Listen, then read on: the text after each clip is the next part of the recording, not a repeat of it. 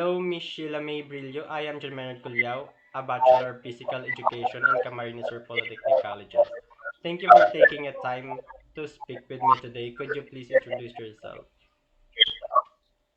Okay, so hi, JM. So I prefer to, if you don't mind, when tawagin ko na lang JM. Apa. Okay, so hi, I am Shalome. I am a teacher one at Trece National High School. So that's it. Nice to meet you, JM. Okay, so to start, my first question is, please describe your daily routine in your job. Okay, so my daily routine, so I start the day at 6:30 in the morning. So my official time is 7:30, but I prefer on going to school at 6:30 to prepare my lesson or the things that I need in my class early. So I go to school in at 6:30 in the morning. So just like the other teacher routine, I go to my class, teach. If I have a spare time, I go to have a chit chat, a little chit chat in my class. And after my class, ginagawa ko na yung mga reportings, yung mga checking, the other teacher's obligation. So, at 3:30, so that's supposed to be yung time na namin or uwian na namin. But being a teacher, hindi natatapos yung time namin at that 3:30. So sa bahay, we are doing our pending tasks like doing lesson plans, checking the other activities. So nag-uuwi kami ng mga uh, work or yung mga tawag dito, other matters ng mga teacher. So that's the life of being a teacher, non-stop working. So it sounds like your day is very hands-on. So my second Yeah. question is, what do you find most rewarding and enjoyable about your job? Okay, so what I find most rewarding and enjoyable in my job. So the most rewarding and enjoyable in my job is seeing the progress of my student, not just in academics but towards their attitude. So it is fulfilling seeing them excel in many ways. So also hearing them share, to trust and appreciate you, not just to be their teacher but also to be a mother, to be a friend. So that makes me feel rewarding and enjoyable being a teacher.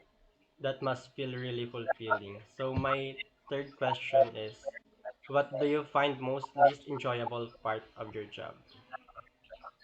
Okay, so the least enjoyable, I think the things that I find least enjoyable in my job is the amount of administrative work that sometimes take time away of actual teaching. So supposed to be a teacher is teaching, 'di ba? So because of the additional work or administrative work that is giving to a teacher, nahahati yung time niya instead of full time in teaching, nahahati siya doon sa mga administrative work like doing reports, documentations, mga paperwork. So instead of teaching, nagkakaroon pa siya ng other job which is siguro hindi na dapat siya related sa teaching, 'di ba? So, but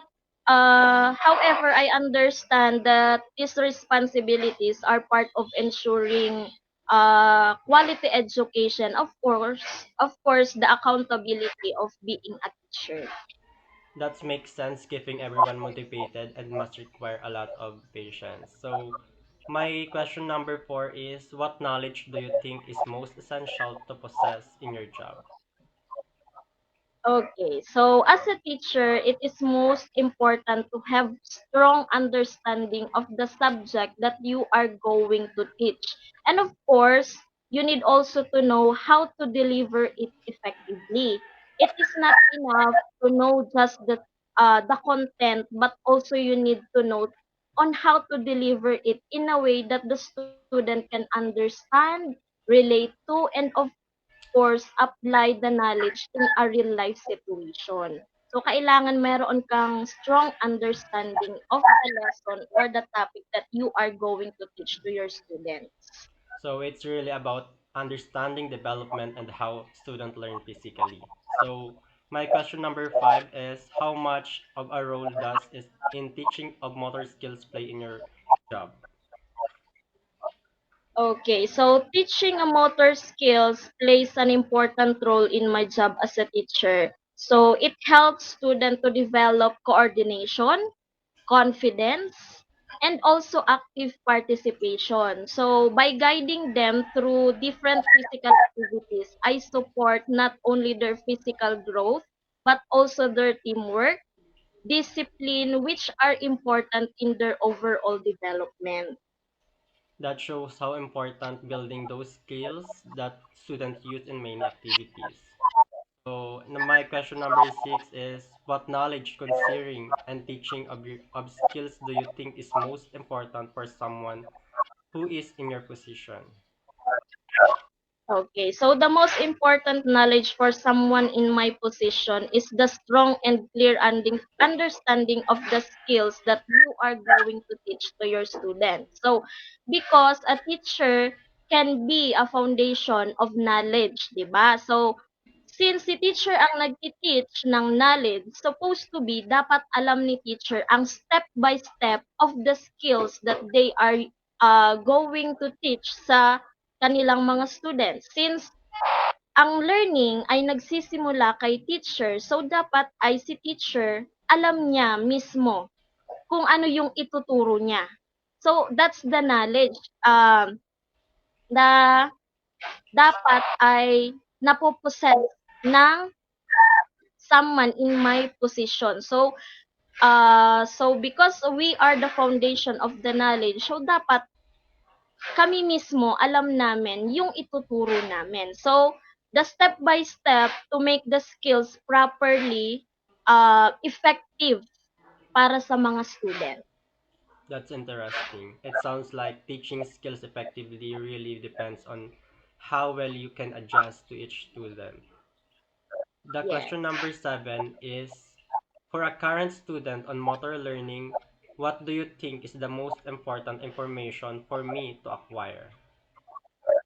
Okay, so as a current student of motor learning, the most important information that for you to acquire is the understanding on how people learn and improve movement and skills over time. So this includes knowing the stages of learning. This is the beginning to advance, how you begin and how you will jump or move to advanced level, and also how practice and repetition affect performance. So you need to give a time to um, practice, repeat, not just one time, but practice more and more para mag-growth or para maging, tawag dito, para mas ma-enhance mo yung ability na meron ka. And of course, how feedback helps